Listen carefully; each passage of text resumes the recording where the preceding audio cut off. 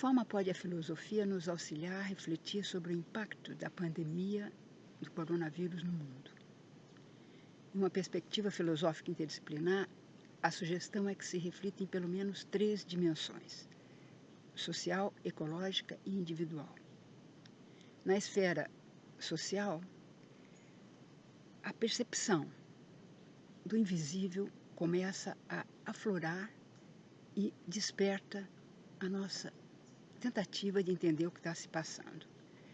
Aquela classe de pessoas que viveram até agora na transparência, como lixeiros, faxineiras, cuidadoras, e todos aqueles que, de alguma forma, estão auxiliando na manutenção de atividades consideradas essenciais, saem da invisibilidade e começam a se mostrar, muitas vezes, como heróis.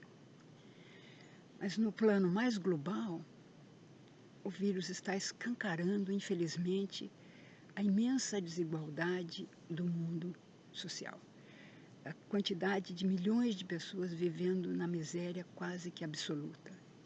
E a impotência daqueles governantes arrogantes que não encontram uma solução para a pandemia, faz com que se comece a questionar sobre, de fato, se queremos a permanência de controladores sociais nesse sistema em que estamos vivendo. Mas é no viés ecológico que a percepção do invisível começa a se mostrar. Aquele sonho da onipotência humana, estar no centro do universo, começa a ser abalada no sentido de que a fragilidade humana se manifesta claramente. A visita indesejável e inesperada dessa criatura, que pode entrar pelas narinas ou até pela fechadura da porta, faz com que a gente reflita sobre o nosso lugar no ambiente. A diminuição da poluição com a reclusão social está fazendo com que animais que estavam até agora escondidos comecem a voltar timidamente a encontrar o seu lugar natural. E também essa reclusão social faz com que a poluição esteja diminuindo nas grandes cidades e permitindo a alguns outros seres, plantas, entre outros, se mostrarem de forma mais viva. Agora, é no plano individual que a filosofia, no seu viés ecológico, está trazendo contribuições mais imediatas a respeito da reflexão sobre a relação entre a vida e a morte. Não sobre a morte apenas dos nossos entes queridos ou dos outros à nossa volta, mas sobre a nossa própria morte. O medo da proximidade da morte no contato com qualquer um desses transmissores faz com que a vida possa se manifestar de uma forma diferente como vinha sendo até agora vivida. É através da reflexão a respeito da relação entre a vida e a morte que nós podemos, talvez, colocar uma sementinha de reflexão sobre uma vida significativa. Você pode estar perguntando o que é essa vida significativa.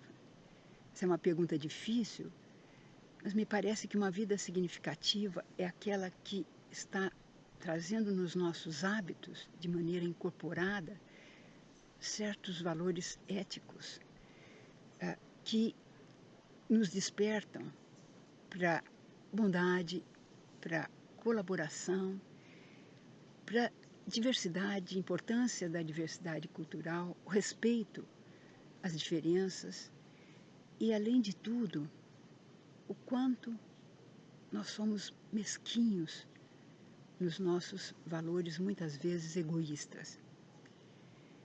Então, essa reflexão sobre a relação entre a vida e a morte pode nos auxiliar a preparar o terreno para uma vida mais autônoma e mais agradável, em um certo sentido, e até colocar em prática aquilo que o nosso querido Guimarães Rosa sugere, que se aprende a viver vivendo, né? Agora de uma forma justa e significativa. Mas também você pode estar pensando, o que é que essas reflexões todas nos dizem a respeito do futuro? Os filósofos estão divididos em dois grandes grupos, em geral, os pessimistas e os otimistas.